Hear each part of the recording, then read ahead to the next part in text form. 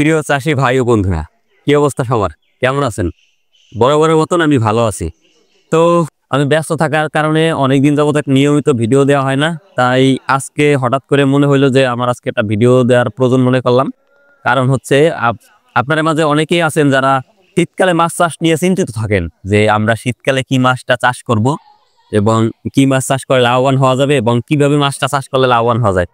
তো যাই হোক, আমার ক্ষুদ্র জ্ঞান থেকে আজকে একটু টুকটাক আলোচনা করার চেষ্টা করি যে আসলে আমি নিজে ব্যক্তিগতভাবে শীতকালে কি মাছটা চাষাবাদ করি এবং হচ্ছে কেমন ফলন পাই এবং হচ্ছে আপনাদের জন্য কি কোন মাছটা বা আপনার কোন পুকুরে কোন ধরনের মাছ দিলে সবচেয়ে বেটার হবে। তো সেই বিষয় নিয়ে একটু জানার চেষ্টা করি। তো কথা না বাড়াই, পুরা ভিডিওটাই শুরু করে দিই।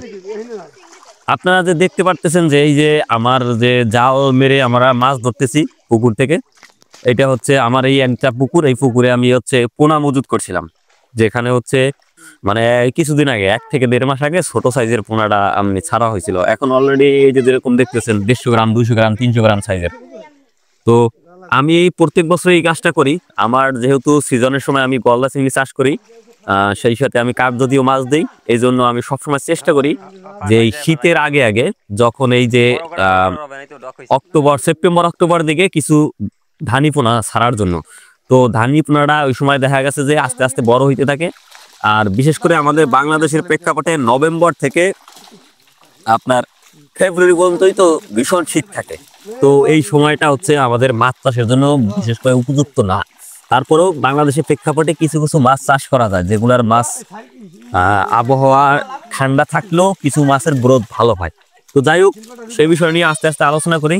তো আমি নিজের বিষয়টা আগে ক্লিয়ার করি। আমি সাধারণত গলদা চিংড়ি চাষ করি। যখন গলদা চিংড়ি সাধারণত যে সময় চাষ করি, ওই সাথে আমি চিংড়ির সাথে আমি কাঠ জাতীয় মাছও দিই।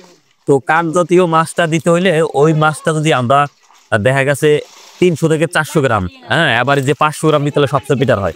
দেখা গেছে 500 গ্রাম সাইজের মাছটা দিতে পারলে তখন 3 থেকে 4 মাসের মধ্যে একটা ভালো সাইজ নিয়ে আসা যায়। দেখা গেছে রুই মাছের সাইজ 1.5 কেজি, 2 কেজিও বানানো সম্ভব 3 মাসে, মাত্র 3 মাসে।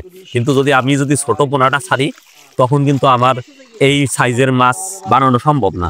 আর সিলভার কাপের পোনাটা আমি সিলভার কাপ আর রুই মাছ এবং হচ্ছে কাতল মাছ, এই 3 ধরনের মাছই বেশি দিয়ে থাকি। তো যদি আমি ছোট সাইজের পোনাটা দেই, তাইলে দেখা গেছে আমার কিনা ওই যে চিংড়ির সাথে যে সময়টা পাই আমরা 3 থেকে 4 মাস, ওই সময়ের পোনাটা বেশি বড় হবে না। দেখা গেছে ছোট পোনা থেকে সর্বোচ্চ গেলে 400 গ্রাম 500 গ্রাম হইতে পারে। আর আমি যদি সেইটা সেপ্টেম্বর অক্টোবরের দিকে যদি পোনা মজুত করি ছোট পোনা, তো পোনাটা দেখা গেছে এখন এই যে চলতেছে নভেম্বরের আজকে শুরুর দিকের কথা বলতেছি, যে এখন মোটামুটি যে সাইজটা আপনারা দেখতেছেন 150 গ্রাম 200 গ্রাম সাইজ অলরেডি হয়ে গেছে।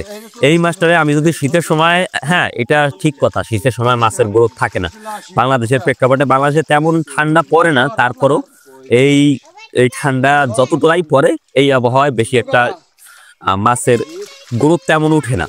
এই গ্রোথ না আসার পিছনে অনেকগুলো কারণ আছে। যদি আমি ধাপ বাই ধাপ আলোচনা করি, গ্রোথ না আসার পিছনে প্রথম কারণ হচ্ছে আমরা সাধারণত শীতকালে মাছ না ছাড়া কম করে, হ্যাঁ।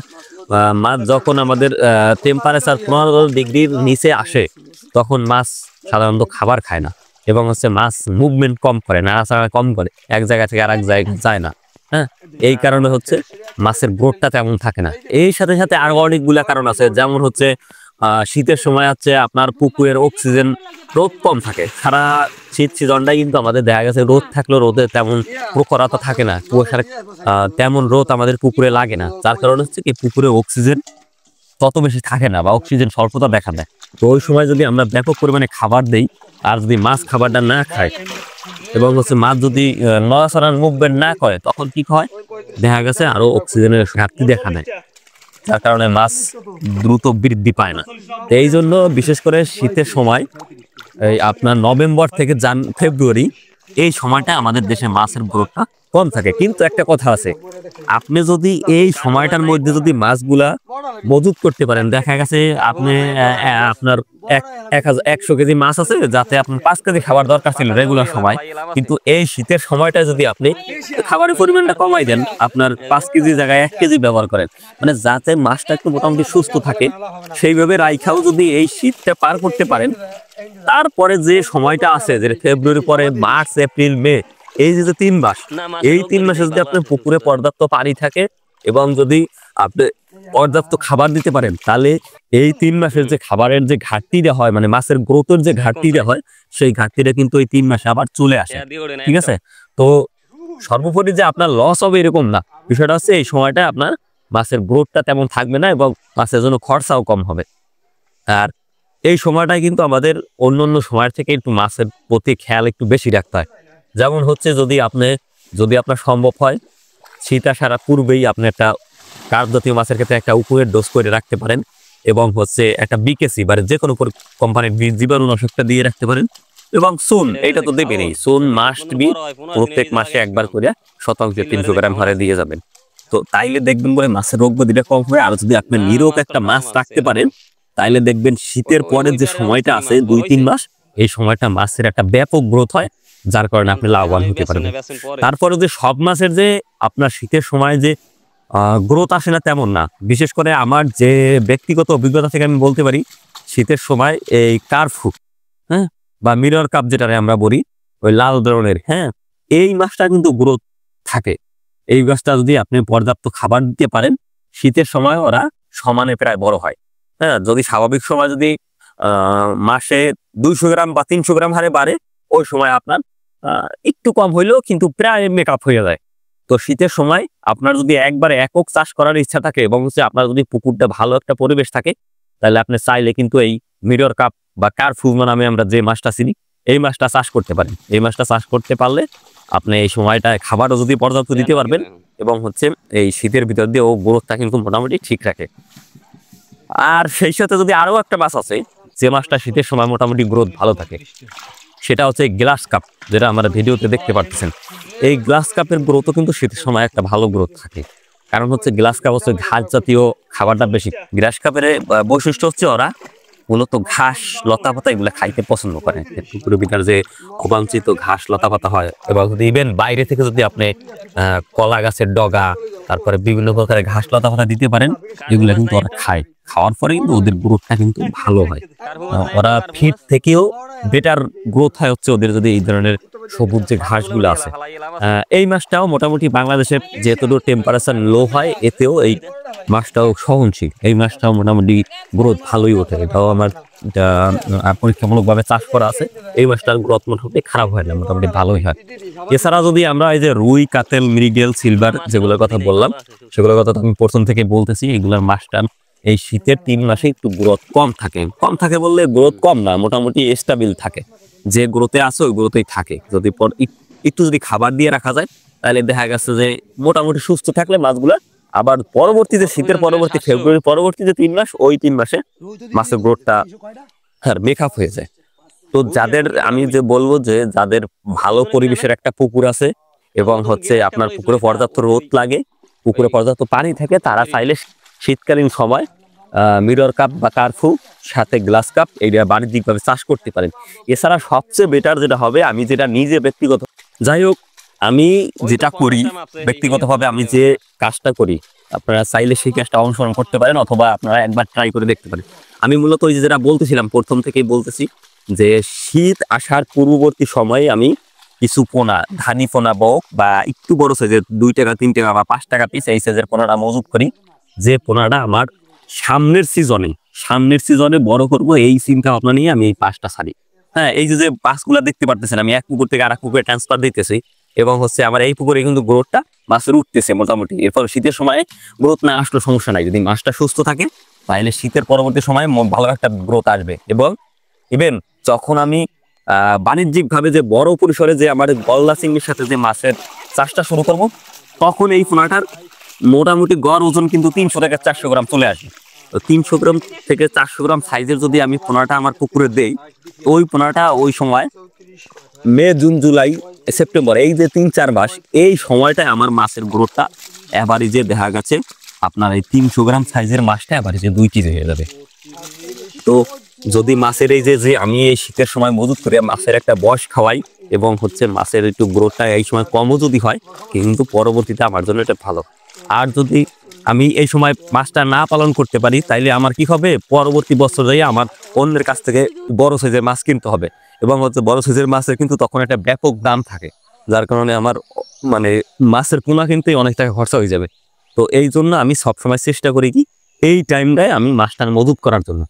তো এই পলিসি আমি না, শুধু যারা মোটামুটি সফল মাছ চাষি বা মোটামুটি যারা জেনে বুঝে মাছ চাষ করে প্রায় সবাই এই ধরনের কাজটা করে। কারণ হচ্ছে সবাই চেষ্টা করে এই যে টাইমটা আছে এই টাইমটা তার পুকুরের পোনাটা মজুত করে। হ্যাঁ, শীতের সময় আপনার গ্রোথ না আসুক বা কম গ্রোথ আসুক তাতে ম্যাটার না, কারণ হচ্ছে শীত পরবর্তী সময় তো আপনার গ্রোথটা আসবে এবং হচ্ছে মোটামুটি যে মাছের যে সাইজটা হবে তখন যখন আপনার বড় পুকুর বা ঘেরে এই মাছগুলো দিবেন তখন দেখবেন যে হিউজ একটা গ্রোথ হইতেছে, যার কারণে আপনার মাছের লাভবান হওয়ার পসিবিলিটি বাইরে যায়। তো এই জন্য শীতকালীন মাছ চাষটা লাভবান কিছু কিছু মাছের ক্ষেত্রে, যেরকম আমি এত সময় বলার চেষ্টা করলাম যে গ্লাস কাপ মাছ আর হচ্ছে গিয়া কার্ভু বা মিলাল কাপ, এই দুটা মাছের ক্ষেত্রে মোটামুটি গ্রোথ আসে, এই দুটা বাণিজ্যিকভাবে চাষ করা যায়।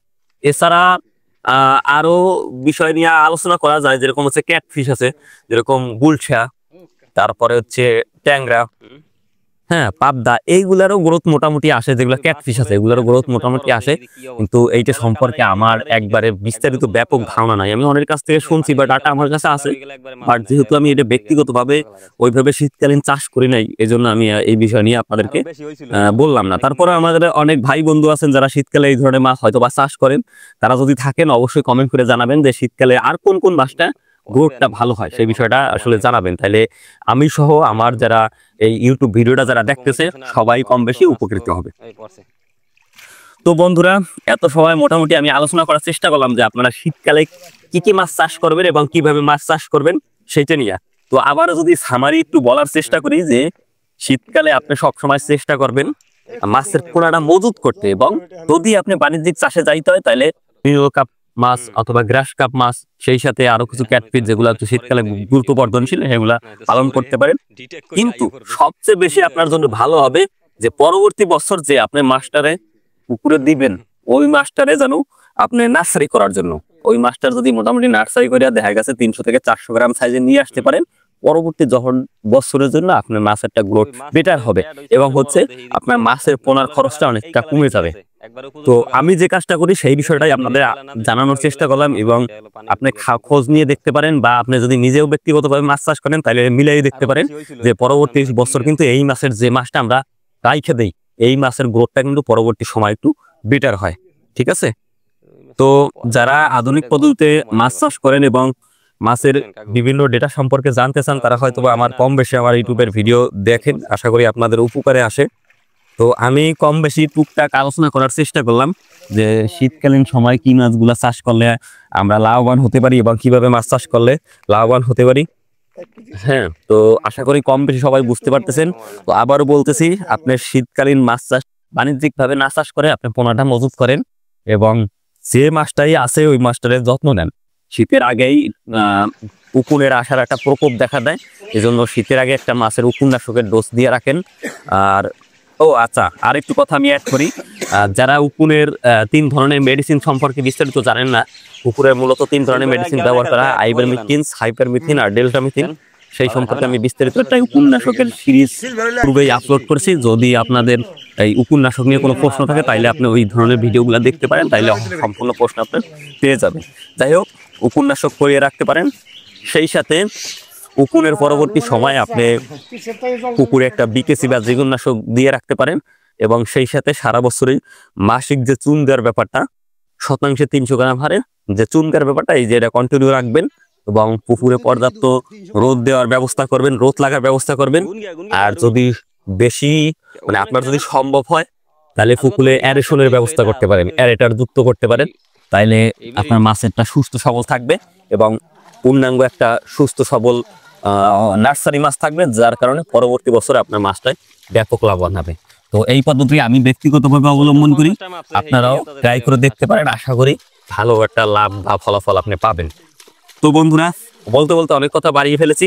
তো আপনার যে দেখতে পারতেছেন যেটা হচ্ছে আমার এই একটা নার্সারি পুকুর, এই পুকুর থেকে আমি আর কিছু মাছ অন্য পুকুরে ট্রান্সফার করতেছি, এবং এই পুকুরেই আমার এই মাছগুলো থাকবে পরবর্তী বছরের জন্য। এখন আমি খাবারের পরিমাণটা কমাই দেবো, কিন্তু এই মাছগুলো আস্তে আস্তে বড় হইতে থাকবে, পরবর্তী বছর আমি এইটা ব্যবহার করব। তো যারা এত সময় ধৈর্য ধরে ভিডিওটা দেখলেন তাদেরকে অসংখ্য ধন্যবাদ। কারণ হচ্ছে আপনারা যদি আমার ভিডিওটা দেখেন বা আপনাদের যদি আমার কোনো কথা যদি আপনাদের উপকারে আসতে পারি, এইটাই আমার জন্য বড় প্রাপ্তি। তো বন্ধুরা, কথা আজকের বাড়াবো না, ভালো থাকবেন, সুস্থ থাকবেন, আধুনিক পদ্ধতিতে মাছ চাষ করবেন। আর পরবর্তীতে আপনারা কোন বিষয় নিয়ে ভিডিও দেখতে চান অথবা আজকের ভিডিও আপনার কেমন লাগছে এবং কি কি মাছ চাষের সাথে যুক্ত অবশ্যই কমেন্ট করেন জানান। তো আজকে আর কথা না বানাই, ভালো থাকবেন, সুস্থ থাকবেন, ধন্যবাদ।